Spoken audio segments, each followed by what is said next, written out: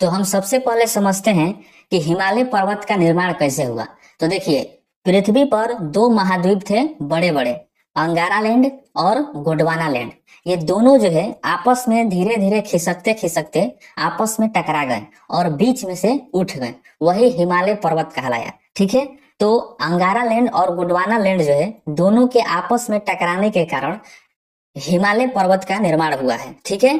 ये दोनों आपस में धीरे धीरे, ये बहुत साल की प्रक्रिया है, धीरे धीरे आपस में एक दूसरे के सामने आते गए और आपस में टकराकर ये बीच में से उठ गए। वही जो है हिमालय पर्वत बना, यानी हिमालय पर्वत का निर्माण हुआ। ठीक है। अब देखिए, हिमालय जो है ये पूरा पाकिस्तान, भारत, नेपाल, भूटान एवं म्यांमार देशों में फैला हुआ है। मतलब हिमालय जो है पूरे 5 देशों में फैला हुआ है। म्यांमार के बाद यह समुद्र में डूब गया है, जहां पर यह दिखाई नहीं देता है। समुद्र में जो है इसकी हाइट कम है और समुद्र भी तो गहरा होता है, इस वजह से हिमालय जो है समुद्र में दिखाई नहीं देता है। और फिर उसके बाद भारत का ही है अंडमान निकोबार द्वीप समूह, वहां पर जो है ये निकला है, यानी अंडमान निकोबार द्वीप समूह पर हिमालय पर्वत थोड़ा बहुत दिखाई देता है। ठीक है। तो ध्यान रखिएगा कि कितने देशों में है, तो पाकिस्तान, भारत, नेपाल, भूटान और म्यांमार तक ये हिमालय पर्वत है। ठीक है। उसके बाद देखिए कि हिमालय पर्वत सबसे नई पर्वत है और सबसे पुरानी पर्वत है अरावली पर्वत। देखिए, हिमालय पर्वत जो है अभी युवा है, यानी यह सबसे नया पर्वत है। यही कारण है कि हिमालय पर्वत में सबसे अधिक भूस्खलन होता है। यानी हिमालय पर्वत का जो छोटे छोटे पत्थर कंकड़ होते हैं, ये टूट टूट कर हिमालय पर्वत से गिरते रहते हैं और ये नदियों में जाकर गिर जाते हैं और नदियों का पानी जो है ऊपर उठने लगता है, जिससे बाढ़ आता है। इसीलिए आप ज्यादातर देखे होंगे कि हिमालय वाला जो क्षेत्र है, यानी हिमालय के तरफ जो भी राज्य हैं, वहाँ उस राज्यों में सबसे अधिक बाढ़ की समस्या देखने को मिलती है और भूस्खलन की समस्या होती है, क्योंकि यह पर्वत जो है अभी नया पर्वत है, यानी युवा पर्वत है। और सबसे पुरानी पर्वत है अरावली पर्वत। अरावली पर्वत जो है यह राजस्थान में है, यह दक्षिण भारत के अंतर्गत आता है। तो दक्षिण भारत में आप ऐसे भूस्खलन की समस्या नहीं सुने होंगे, क्योंकि प्रायद्वीपीय पठार और उधर जो भी पर्वत पठार हैं दक्षिण भारत के तरफ, वह जो है बहुत ही मजबूत हैं, यानी उनके कण जो है एक दूसरे को मजबूती से पकड़े हुए हैं, तो वह टूटते फूटते ज्यादा नहीं है। तो उधर जो है दक्षिण भारत में आप भूस्खलन की समस्या कभी भी आप नहीं सुने होंगे। जो भी आप भूस्खलन की समस्या, पहाड़ टूट कर गिर गया, भूस्खलन हो गया, ये सब समस्या जो है हिमालय के तरफ ही होता है, क्योंकि हिमालय अभी युवा है, यानी नया है। ठीक है। देखिए, हिमालय जो है यह विश्व की सबसे ऊंची पर्वत श्रेणी है। यदि आपसे एग्जाम में प्रश्न पूछे कि विश्व की सबसे ऊंची पर्वत श्रेणी कौन सी है, तो वह है हिमालय। ठीक है। हिमालय पश्चिम में अधिक चौड़ा है और पूर्व में सबसे कम चौड़ा है। देखिएगा, हिमालय जो है यह पश्चिम में अधिक चौड़ा है और पूर्व में कैसा है, थोड़ा बहुत कम चौड़ा है। ठीक है। तो आइए अब आगे देखते हैं। तो देखिए, हिमालय को भौगोलिक दृष्टिकोण से 4 भागों में बांटा गया है।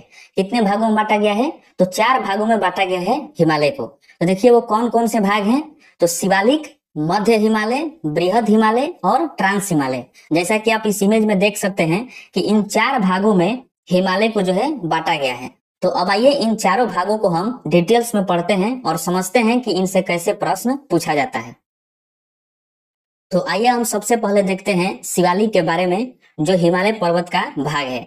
देखिए, यह हिमालय पर्वत का सबसे युवा भाग है। यह कैसा भाग है, तो सबसे युवा यानी नया भाग है शिवालिक, जो हिमालय पर्वत के सबसे दक्षिण में स्थित है। जैसा कि आप इमेज में देख सकते हैं कि यह सबसे नीचे, यानी हिमालय पर्वत के सबसे नीचे है, यानी सबसे दक्षिण में है ये शिवालिक। ठीक है।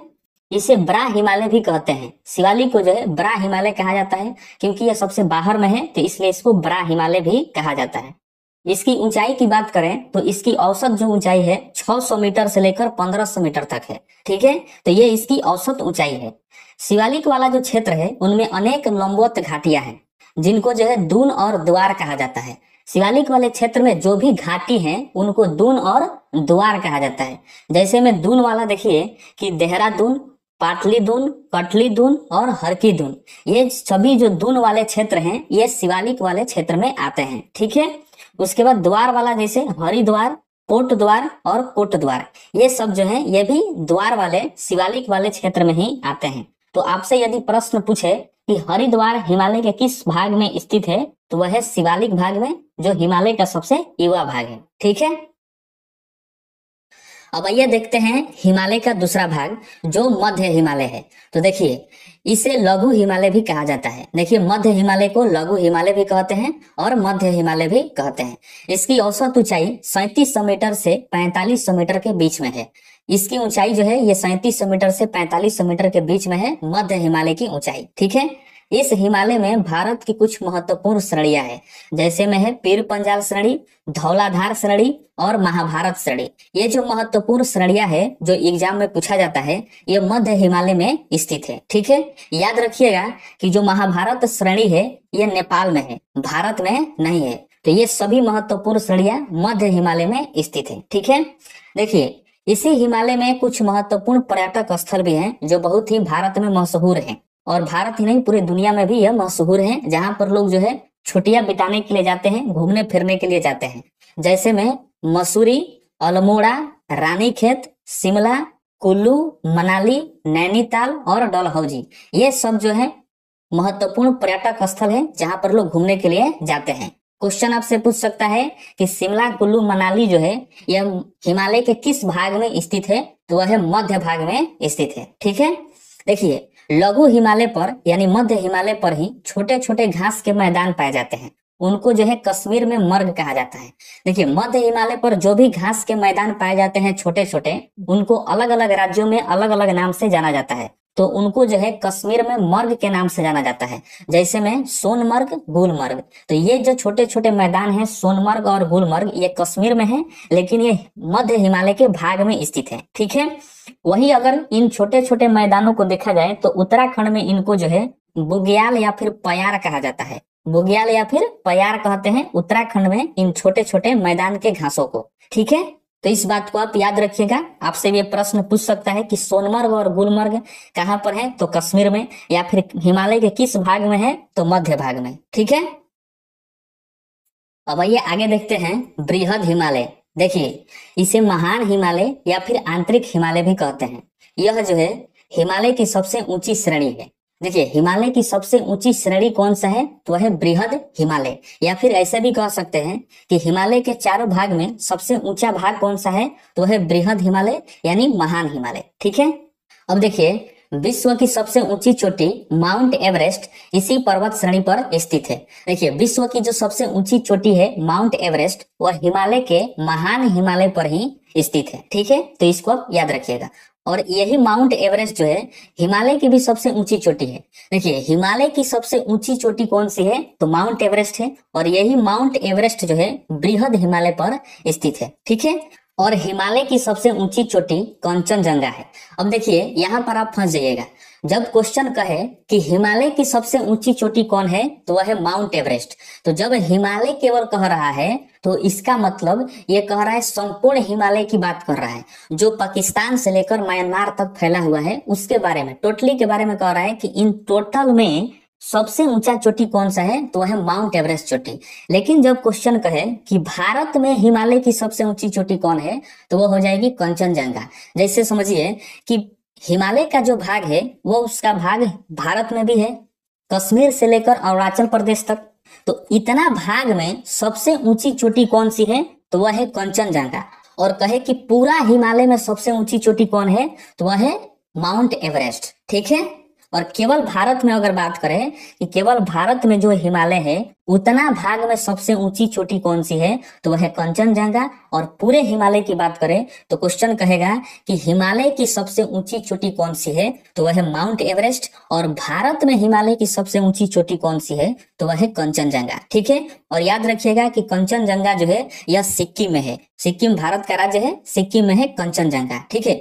और माउंट एवरेस्ट नेपाल में है। ठीक है। देखिए भारत के सभी महत्वपूर्ण दर्रे इसी हिमालय में पाए जाते हैं। यानी भारत में जो भी महत्वपूर्ण दर्रे हैं वो बृहद हिमालय में यानी महान हिमालय में ही पाए जाते हैं। जैसे में कौन सा दर्रा है? बुर्जिला दर्रा, जोजिला दर्रा, सिपकिला दर्रा, माना, जलेपला तथा बोमडिला दर्रा। तो ये जो भी महत्वपूर्ण दर्रे हैं ये इसी हिमालय में यानी महान हिमालय में ही पाए जाते हैं। ठीक है। देखिए इसी हिमालय पर नंदा देवी पर्वत है, जैसा कि आप इमेज में देख सकते हैं कि यहाँ पर है ये नंदा देवी पर्वत, उत्तराखंड में, ठीक है। और नंगा पर्वत शिखर स्थित है इसी हिमालय पर, यानी बृहद हिमालय पर। तो नंगा पर्वत जो है ये पाकिस्तान में है, ठीक है, और नंदा देवी पर्वत ये भारत में है। तो ये दोनों जो है बृहद हिमालय यानी महान हिमालय पर ही स्थित है। तो आप इसको याद रखिएगा। आपसे यदि प्रश्न पूछे कि नंगा पर्वत शिखर जो है किस देश में है, तो पाकिस्तान में है, या फिर किस हिमालय के किस भाग में है, तो बृहद हिमालय यानी महान हिमालय में स्थित है, ठीक है। अब हम देखते हैं ट्रांस हिमालय। तो देखिए यह हिमालय के सबसे ऊपर में स्थित है। देखिए ट्रांस हिमालय जो है, जैसा कि आप इमेज में देख रहे हैं कि यह हिमालय के सबसे ऊपर में है। हिमालय का सबसे प्राचीनतम भाग जो है ट्रांस हिमालय है। देखिए हिमालय का सबसे प्राचीनतम भाग कौन सा है, तो वह है ट्रांस हिमालय, ठीक है। इस हिमालय में काराकोरम, लद्दाख, जास्कर और पीर पंजाल पर्वत श्रेणी जो है शामिल है। देखिए ट्रांस हिमालय के अंतर्गत जम्मू कश्मीर में 4 पर्वत जो है काराकोरम, लद्दाख, जास्कर और पीर पंजाल आते हैं ये ट्रांस हिमालय में। इन चारों के बारे में हम लोगों ने जो है इसके पहले वाले वीडियो में डिटेल्स में पढ़ा है, जो भी इनसे प्रश्न पूछा जाता है उनके बारे में, ठीक है। और देखिए कैलाश पर्वत भी जो है ट्रांस हिमालय में ही स्थित है। जैसा कि आप जानते हैं कि कैलाश पर्वत जो है ये तिब्बत में है, और तिब्बत अभी वर्तमान में चीन के कब्जे में है। तो ये कैलाश पर्वत ट्रांस हिमालय में ही स्थित है। तो यदि आपसे प्रश्न पूछे कि कैलाश पर्वत हिमालय के किस भाग में है, तो वह ट्रांस हिमालय में, और ये पूछा हुआ भी प्रश्न है, ठीक है। भारत की सबसे ऊंची चोटी गॉडविन ऑस्टिन यानी K2 यही जो है काराकोरम श्रेणी में स्थित है। काराकोरम श्रेणी में भारत की जो सबसे ऊंची चोटी है गॉडविन ऑस्टिन, वह काराकोरम श्रेणी में स्थित है, और काराकोरम श्रेणी ट्रांस हिमालय में स्थित है, ठीक है। अब हम देखते हैं कि कौन किसको अलग करता है। तो देखिए ट्रांस हिमालय एवं बृहद हिमालय को सच्चर जोन अलग करता है। कौन अलग करता है, तो सच्चर जोन जो है वह ट्रांस हिमालय और बृहद हिमालय को अलग करता है, यानी उनके बीच में है ये, ठीक है। उसके बाद है कि मेन सेंट्रल थ्रस्ट जो है यह बृहद हिमालय एवं मध्य हिमालय को अलग करता है। देखिए बहुत इंपॉर्टेंट है ये कि मेन सेंट्रल थ्रस्ट जो है यह बृहद हिमालय और मध्य हिमालय के बीच में है, यानी इन दोनों को जो है अलग करता है, जैसा कि आप इमेज में इसको देख सकते हैं।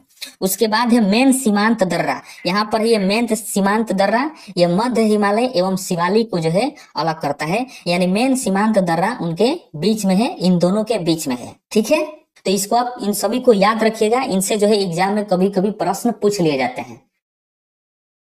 तो आइए अब देखते हैं नदियों के आधार पर हिमालय का विभाजन। तो देखिए सर सिडनी बुराई ने नदियों के आधार पर हिमालय का विभाजन किया।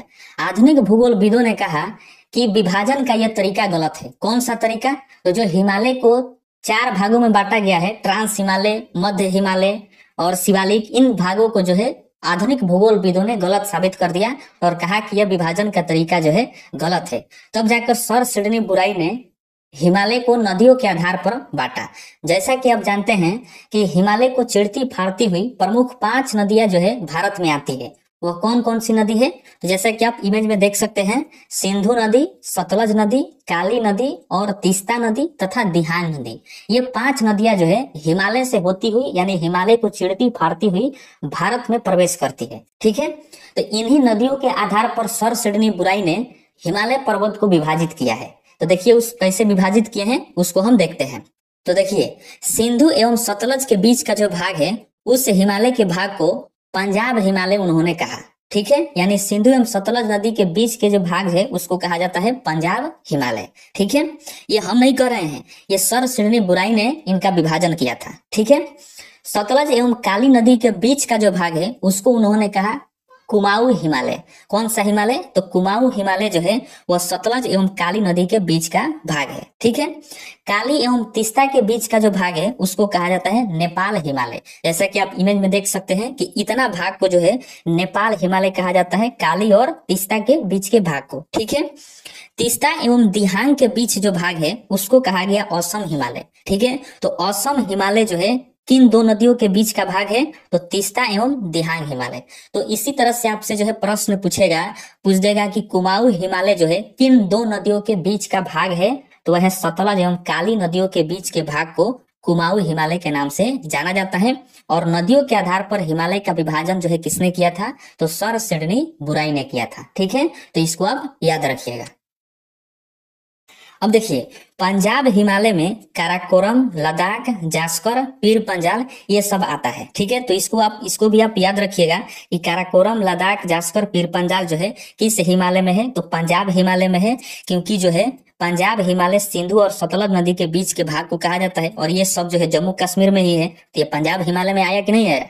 उसके बाद कुमाऊं हिमालय में बद्रीनाथ, केदारनाथ, गंगोत्री ये आता है कुमाऊं हिमालय में। ठीक है, और कंचनजंगा, माउंट एवरेस्ट जो है ये नेपाल हिमालय में आता है। जैसे कि आप देख सकते हैं कि कंचनजंगा और माउंट एवरेस्ट जो है ये नेपाल हिमालय में है, और नेपाल हिमालय काली एवं तीस्ता नदी के बीच के भाग को कहा जाता है। ठीक है, उसके बाद नमचा बारवा जो है वो असम हिमालय में आता है। असम हिमालय तीस्ता और दिहांग नदियों के बीच का भाग है, तो नमचा बारवा जो है वो असम हिमालय में है। ठीक है।